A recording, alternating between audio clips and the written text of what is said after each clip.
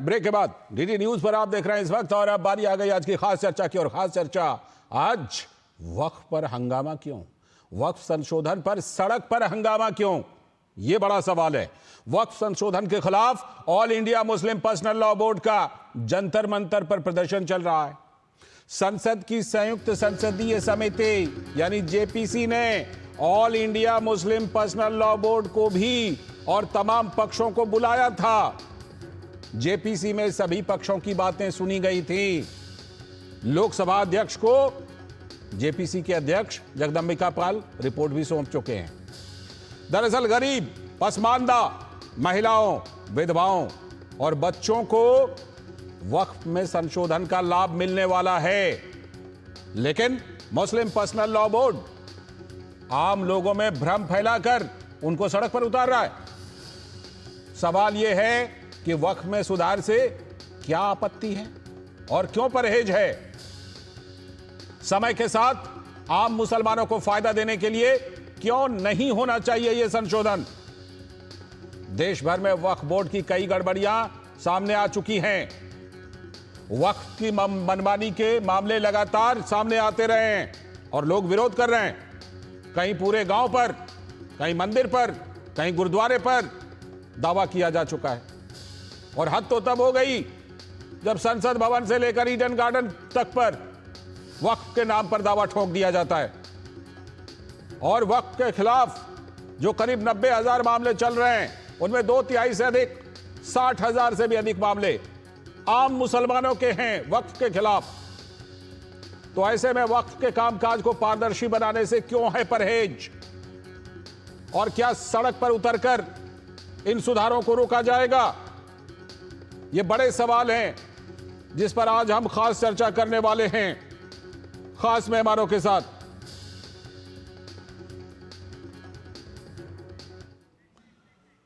लेकिन जरा देखिए कि नेताओं के क्या बयान आ रहे हैं। सपा सांसद जियाउर रहमान ने वक्फ में संशोधन का जबरदस्त विरोध किया, सुनिए।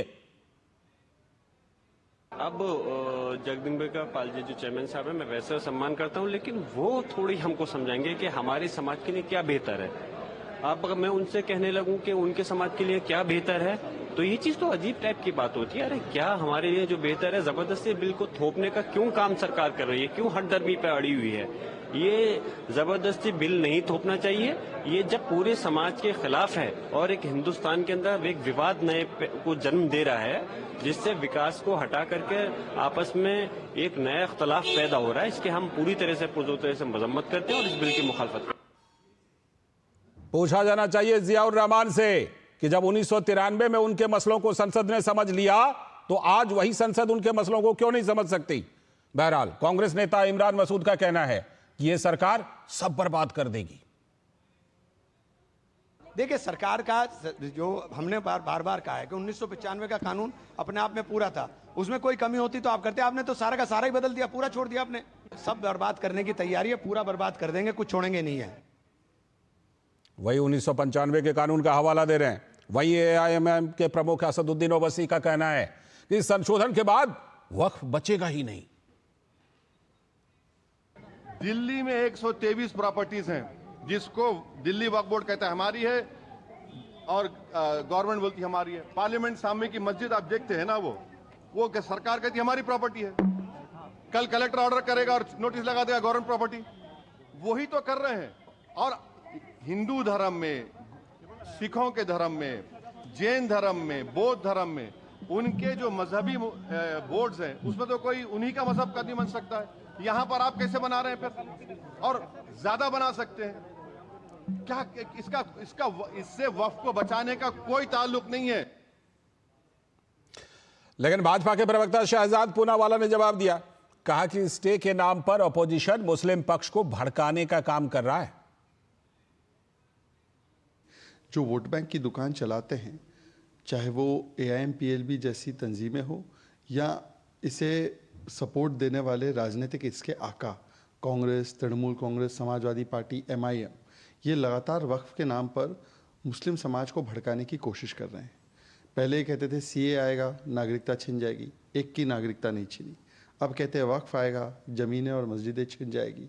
ऐसा कुछ नहीं होने वाला। वक्फ के संशोधन की बात तो खुद मुसलमानों ने की है, पर इसको हिंदू मुसलमान बनाने की कोशिश समाजवादी पार्टी, कांग्रेस, तृणमूल कांग्रेस कर रही है। और सबसे महत्वपूर्ण बात कि जेपीसी के अध्यक्ष जगदंबिका पाल का कहना है कि अपोजिशन तुष्टीकरण की राजनीति कर रहा है। हमने उस all India Muslim personal law board को बुलाया भी था और उनको 4 घंटे हमने सुना, और जमायत उलमा हिंद को बुलाया। जब सभी को बुलाया, सारे स्टेक होल्डर्स के साथ डिस्कस किया, विपक्षी जो सांसद जा रहे हैं उनको हमने उनके व्यूज को रिकॉर्ड किया है, और यहाँ तक कि अपनी रिपोर्ट दिया, उसके साथ जो डिसेंट नोट है वो भी हमने लगाया 228 पेज का। तो इतनी बड़े डिसेंट नोट के साथ लोकतांत्रिक प्रक्रिया में उस जेपीसी की रिपोर्ट है, और इसके बावजूद भी देश के लोगों को या तो गुमराह कर रहे हैं, या तो कोई सियासी तकरीर है, या विपक्ष के लोग अपने अस्तित्व को बचाने के लिए, अल्पसंख्यक के तुष्टीकरण के लिए, वोट की राजनीति के लिए गए हैं। तो आपने सभी की बातें सुनी, और सबसे बड़ा सवाल यह है कि कह रहे थे कि वक्फ के मामले को लेकर संसद क्यों तय करेगी। सवाल यह है कि वक्फ बोर्ड का गठन से लेकर के तमाम संशोधन, और जिस समय बेमिसाल बेहिसाब अधिकार दे दिए गए थे, वो भी तो इसी संसद से हुआ था। लेकिन उस समय बड़ा बढ़िया लगा, यानी मीठा मीठा गप गप, कड़वा कड़वा थू थू, ये वाली बात जो इस तरह के कुछ नेता हैं उनको ऐसा लग रहा है। और फिलहाल इस पर खास चर्चा शुरू करते हैं। हमारे साथ जुड़ चुके हैं इस समय दुष्यंत नागर जी, राजनीतिक विश्लेषक हैं, कांग्रेस के पक्ष में मजबूती से बातें रखते हैं। स्वागत, नमस्कार। साथ में हमारे साथ राजकिशोर तिवारी जी, वरिष्ठ पत्रकार, बहुत बहुत स्वागत राजकिशोर जी आपका, नमस्ते। मैं जरा राजकिशोर जी से इस चर्चा को विस्तार देता हूं। राजकिशोर जी, अभी जियाउर रहमान की बातें हम सुनवा रहे थे, कह रहे हैं कि इसमें संसद का क्या काम। अब बेसिक सवाल यह है कि वक्फ बोर्ड के गठन से लेकर के जो तमाम संशोधन हुए, जिसमें बेहिसाब हक दे दिए गए, मनमानी करने का पूरा अधिकार दे दिया गया, वो भी तो संसद ने ही समझ करके दिया था। उसमें भी तो उस समय संसद का हस्तक्षेप बड़ा अच्छा लगा। और अब जब संसद, वही संसद अगर उसमें कुछ संशोधन करना चाहती है आम मुसलमानों के हक में, तो अब वो चीज स्वीकार नहीं है। ये क्या, ये जो दोहरा स्टैंडर्ड है, जो all India Muslim personal law board है, उनकी बात तो छोड़िए, ये तो हमारे नेताओं के मुंह से ऐसी बातें निकल रही हैं। राजकिशोर जी, बिल्कुल लालचंद जी, देखिए, पहली बात तो सबसे आपत्तिजनक बात तो यहाँ पर यह है कि ये कहना कि संसद कौन होती है हमारे मामले तय करने वाली, और ये एक सांसद बोल रहा है, कुछ होती, ये सांसद बोल रहा है, जियाउर रहमान बर्ग बोले, और संसद ही होती। देखिए, आप ये सोच क्या है, सबसे खतरनाक सोच है। देखिए, जब शाह बानू कांड हुआ तो मुझे याद है आरिफ मोहम्मद खान उस समय जब गृह राज्य मंत्री थे, जब उनको इस्तीफा दिया गया, उस समय उन्होंने क्या कहा था? उन्होंने बताया कि जो तमाम कांग्रेस के उस समय जो बड़े नेता थे, उनका कहना था कि उनके मसले हैं, इसलिए उनके मसलों को सॉल्व करने दिया। अरे उनके मसले क्या होता है? लालचंद या राजकिशोर या नागर जी के मसले ना थोड़ी है, तीनों देश के नागरिक है ना। देश के नागरिकों को लेकर जो मसले हैं, वो संसद में आपको पक्ष में आए या विपक्ष में आए, अब यहाँ पर जनता का मैंडेट जिसके पक्ष में आया है, तो कई बार हो सकता है कि आपको लगे कि उस पर मनमानी हो रही है, तो उस पर जेपीसी बना दी गई, सब कुछ हो गया। लेकिन ये जो है ना कि न खाता न बही, जो मौलाना जी कहें वो सही, ये नहीं चल सकता है, ये बिल्कुल नहीं चल सकता है। और इस तरीके की जो बातें हैं वो समाज तोड़ने वाली, देश तोड़ने वाली और विभाजक बातें हैं, ये कतई बर्दाश्त नहीं किया जा सकती। और सांसद के मुख से नहीं, कतई नहीं इसको बर्दाश्त किया जा सकता। और दूसरी बात, आप देखिए तकरीरें क्या हो रही है जंतर मंतर से कि शाहीन बाग बना देंगे। अरे शाहीन बाग ना हो गया, सोमनाथ का मंदिर हो गया, या आपने कोई बहुत बड़ा कोई मस्जिद बना दी, या आपने कोई गुरुद्वारा बना दिया, क्या बना दिया? आप हमेशा विध्वंस की, दबाव की और इस तरीके की अतिवादी राजनीति करेंगे और उसको सहन किया जाएगा? नहीं। बार बार दबाव बनाकर जो ये प्रयास किए जाते रहे, बार बार कानून को पीछे छोड़ा जाता रहा, और वक्त के नाम पर जो मोहम्मद साहब ने कहा था कि लोगों की मदद करें, क्या उस नियत के तहत यहाँ पर, और आप कहें कि भैया आप हिंदू हैं, आप इस मामले में बोलने वाले कौन होते हैं? अरे गजब बात है। फिर तो के आसिफ को जो है फिर मदर इंडिया भी नहीं बनानी चाहिए थी। बिल्कुल बिल्कुल, अगर इस तरीके की बात कर देंगे तो फिर तो बड़ी गड़बड़ हो जाएगी ना। ऐसे नहीं होता है। कहने का मतलब यहां पर यह है कि कुल मिलाकर जो लोगों को फायदा पहुंचाने के लिए, और उस कानून पर अब चूंकि वक्त कम है लालचंद जी, चर्चा लंबी हो सकती है। जी, जी, कैसे जी। महिलाओं को दूर रखा गया और जो मजलूम मुसलमान हैं जी। उनको दूर रखा गया, और ये सबसे ज्यादा दिक्कत मुसलमानों के बीच में ही है। बिल्कुल। भू माफिया किस तरीके से वक्फ के नाम पर जमीनों की सौदेबाजी कर रहे हैं, लोगों का हक मांग रहे हैं, ये सिर्फ आप मुस्लिमों के बीच में जाकर पूछिए। और हम और आप बिल्कुल, इस हमने वो भारत में डेटा भी रहते दिया हैं। राजकिशोर जी, हमने वो डेटा भी दिया कि जो करीब 90,000 मामले दायर हुए हैं उसमें 2/3 से अधिक मामले तो आम मुसलमानों के हैं वक्फ के खिलाफ। 60,000 से भी अधिक मामले। मैं आता हूं आपके पास दुष्यंत नागर जी, अभी कांग्रेस के नेता कह रहे थे 1995 में सब कुछ बड़ा बढ़िया हो गया था, अब क्यों उसमें कोई छेड़छाड़। कोई सांसद कह रहे हैं संसद का इसमें काम, क्या काम। कोई कह रहा है इसमें हिंदुओं का क्या काम। सवाल यह है कि वक्फ बोर्ड के गठन से लेकर संशोधन तक सब कुछ संसद ने ही किया था। सवाल यह है कि जिस समय यह सब हुआ था उस समय भी हिंदू थे संसद के अंदर, और अब जाकर के जब कुछ संशोधन किया जा रहा है तो पेट में दर्द और मरोड़, और इतना जबरदस्त मरोड़ हो रहा है कि सड़कों पर कह रहे हैं शाहीन बाग बना देंगे, सड़कों को जाम कर देंगे, और इसमें हमारे नेताओं का इस तरह का समर्थन कहा जा रहा है। और ये सारी चीजें जो नेताओं का ये रवैया है, मुझे लगता है कहीं ना कहीं इस कट्टरता को, इस तरह के नाइंसाफी वाली सोच को हमारे नेताओं ने बढ़ावा दिया है। दुष्यंत नागर जी। जी बिल्कुल नहीं दिया है। अच्छा। और मैं बड़े गंभीरता से कहना चाहता हूं कि एक व्यक्ति की या एक सांसद की सोच को सारे संप्रदाय की सोच से जोड़ के नहीं देखा जा सकता। संसद की देश में सुप्रीमेसी है, संसद सुप्रीम स्थान है, और संसद में जिनको भी हमारे सांसद हैं उनको देश के संविधान में संशोधन करने का, नए कानून बनाने का पूर्ण अधिकार है। अच्छी बात है। कोई एक सांसद अगर बयान दे रहा है तो उसे मतलब सभी से जोड़ के नहीं देखा जा सकता। अब क्या कहें आपको, हमने तमाम सांसदों, 3 सांसदों की बात तो सुनवा दी, जियाउर रहमान की बात सुनवाई, इमरान मसूद की बात सुनवाई, ओवैसी जी की बात सुनवाई।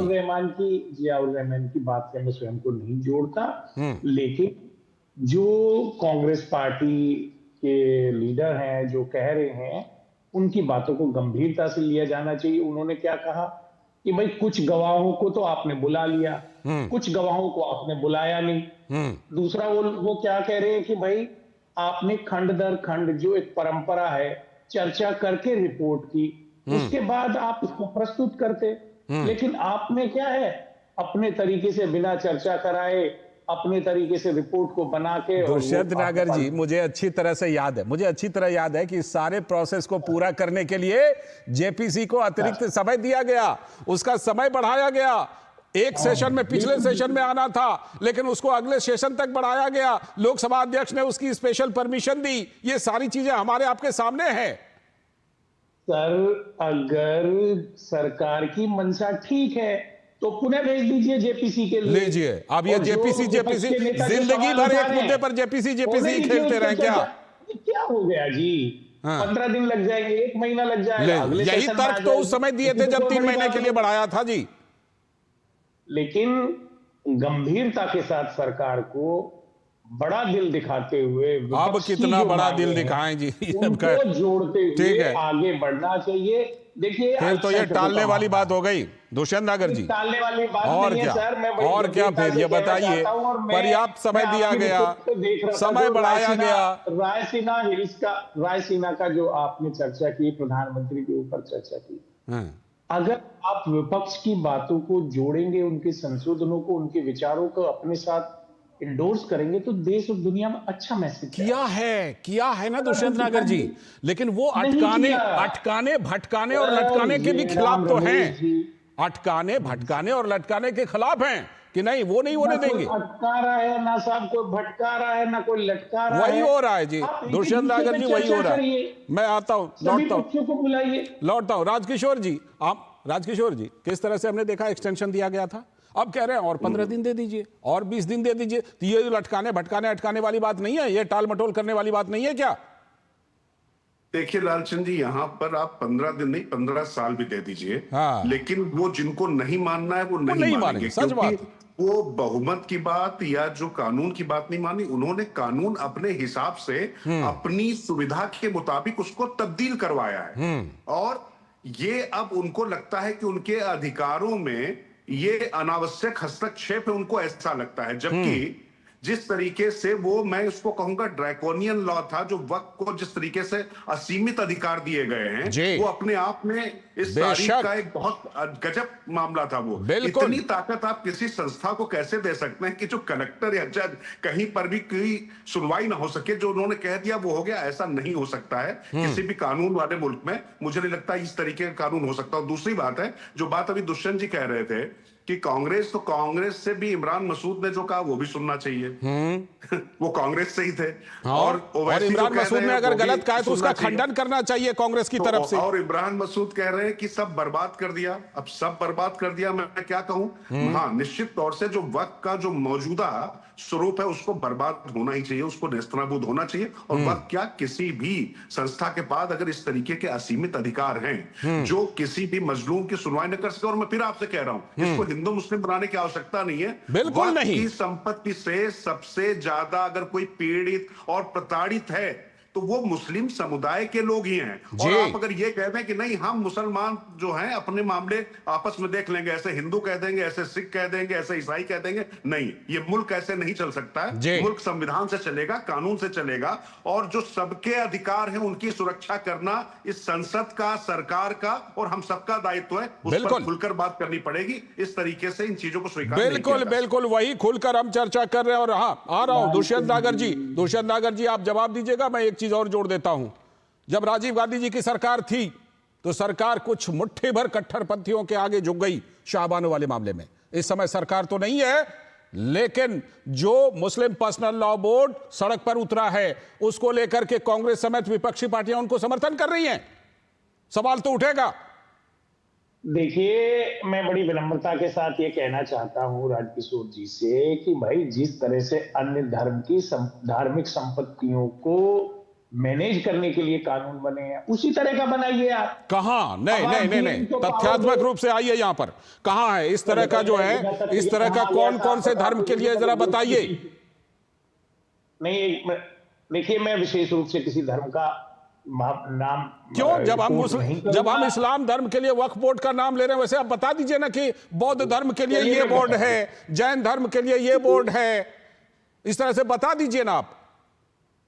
देखिए, जिस तरह से इस जो प्रस्तावित संशोधन है उसमें डीएम को आप वो उसका जवाब दे नहीं रहे हैं। आपने जो कहा दूसरे धर्मों के लिए बोर्ड है, आप उसका जवाब दीजिए। डीएम को कस्टोडियन बना दिया है। अब डीएम साहब है, आपने अन्य धर्म के लोगों को उसमें सम्मिलित करने का प्रावधान कर दिया है। तो कल को कहीं पे कोई व्यक्ति प्रॉपर्टियों को किसी को बेच दे, किसी को हस्तांतरित कर दे, तो बहुत सारे सवाल इस तरह के आ रहे हैं। इससे कई गुना ज्यादा सवाल तो वक्फ बोर्ड की मनमानी पर आ चुके हैं। इससे कई गुना ज्यादा सवाल तो वक्फ बोर्ड की मनमानी पर आ चुके हैं। लोग अदालत तक नहीं जा पा रहे हैं, बेटी की शादी नहीं कर पा रहे हैं वक्फ बोर्ड के बिना क्लियरेंस के। देखिए, अगर कुछ गलत हो रहा है वर्तमान वक्फ बोर्ड, उसी का तो संशोधन है सर, उसी को तो संशोधित करने का संशोधन है। खैर, लेकिन जैसा कि कहा जा रहा है कि भाई सारे को बदलने की क्या जरूरत, नहीं सारे स्वरूप को बदलने की सारे चीजें पहले, वही मैं कह रहा हूं। शायद मुझे लगता है, चल रहा है, मुझे लगता है कि मुस्लिम पर्सनल लॉ बोर्ड जो भ्रम फैला रहा है आम लोगों के बीच, वो भ्रम हम लोग ना फैलाएं, वो भ्रम यहां ना फैलाएं। हम लोग इस मामले में कैंडिड रहे हैं कि संशोधन क्या है, ठीक है, संशोधन क्या है वो और क्यों है। इस मामले में कम से कम हम आप तो क्लियर हैं। क्या किसी और धर्म के जो संस्था है, धार्मिक संस्था है, उसमें क्या किसी अन्य धर्म के लोग हैं शामिल? एक मिनट, मैं राजकिशोर जी को ला रहा हूं। राजकिशोर जी आ रहा हूं। दुष्यंत जी, पहली बात तो यह है कि किसी भी धर्म में पहली बात तो यह समझ लीजिए कि इस तरीके से दूसरे की संपत्तियों पर दावा ठोकने के बाद उसी धर्म के धर्माधिकारी को या मठाधीश को उसका फैसला करने का अधिकार नहीं है। दूसरी बात है, वक्फ बोर्ड को जिस तरीके से संवैधानिक शक्तियां प्रदान की गई है संविधान के द्वारा, वो अपने आप में बड़ी संवैधानिक है। आप हिंदू, बौद्ध, जैन या सिख धर्म की बात करें, अगर एसजीपीसी की बात करें, तमाम उसकी बात करें, तो इस तरीके के अधिकार कहीं नहीं है। और फिर अगर ये सवाल मैंने बार-बार पूछा, मैंने दुष्यंत जी से बार-बार पूछा, बता दीजिए दूसरे धर्म के लिए। हाँ। और फिर दूसरी बात है कि कुंभ मेले का आयोजन अगर आजम खान करवा सकते हैं और वहां पर भी जाके श्रद्धालु वहां पर डुबकी लगा सकते हैं, तो फिर इस तरीके की आपत्तियां, इनका कोई मतलब नहीं है, कोई मतलब नहीं है। और एक सेक्युलर देश में इस तरह की बात होगी क्या? हम कहते हैं 1947 के बाद, दुष्यंत नागर जी, दुष्यंत नागर जी, 1947 के बाद हमने जो पाकिस्तान जो बांट करके दिया, जो ये भारत बचा, ये जो बचा खुचा टुकड़ा है, ये क्या है? ये सेक्युलर भारत है ना? आप ही बता दीजिए सर, ये क्या है? ठीक है, मैं इस चर्चा को फिलहाल यहां पर रोकता हूं, सीधे चल